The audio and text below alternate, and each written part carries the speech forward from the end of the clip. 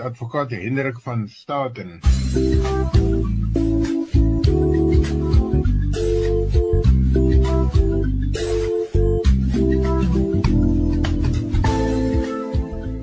Lig op die reg deur advokaat Hendrik van Staten.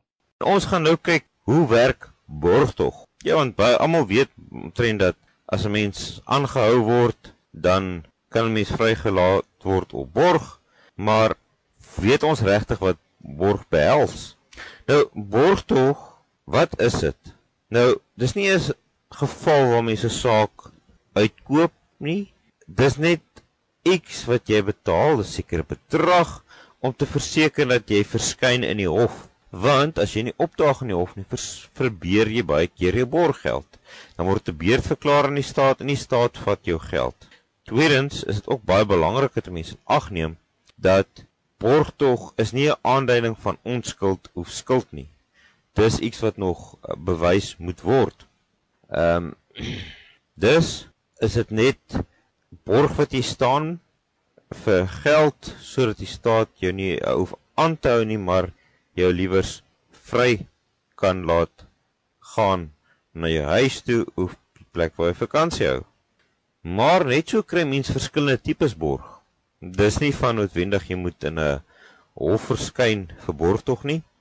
Waar jy gearresteer word vir 'n minder ernstige oortreding of misdade, kan 'n mens aansoek doen om polisieborg.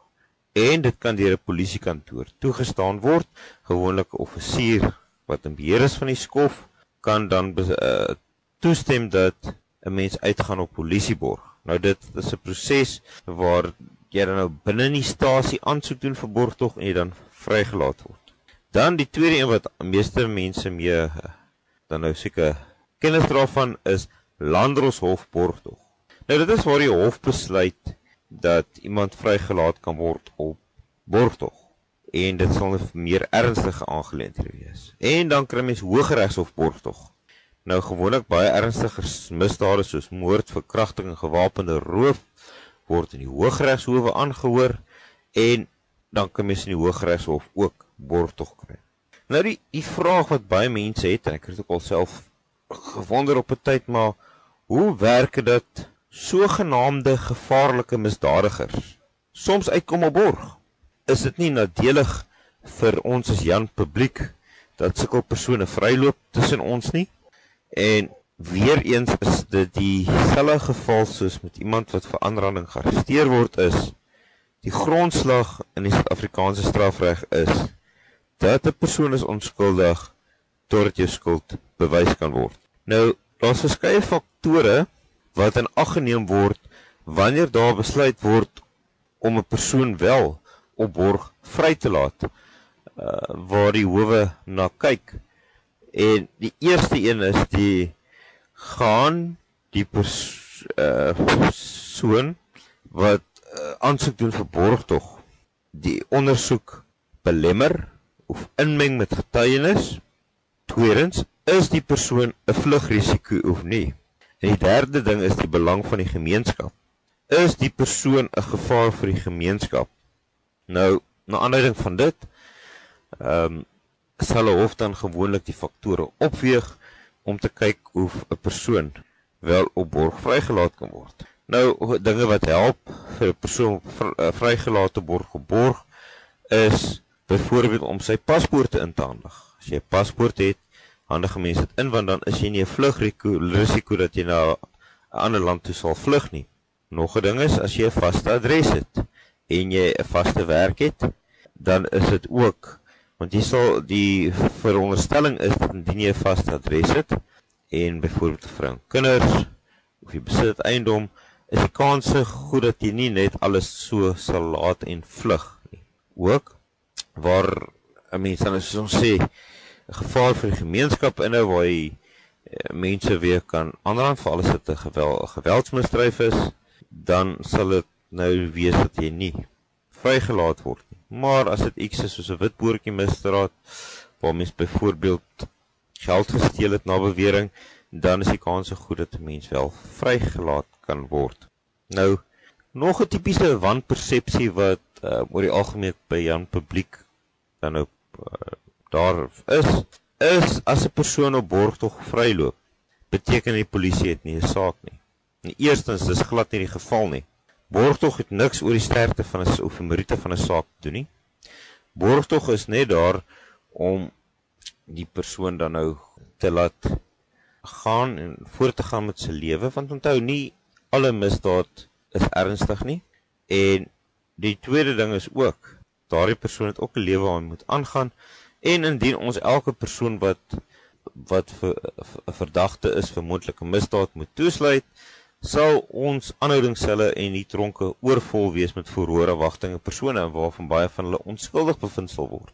So dis hoekom daar 'n fyn lyn is ten opsigte van borgtog, en of 'n persoon dan nou in aanmerking kom vir borgtog.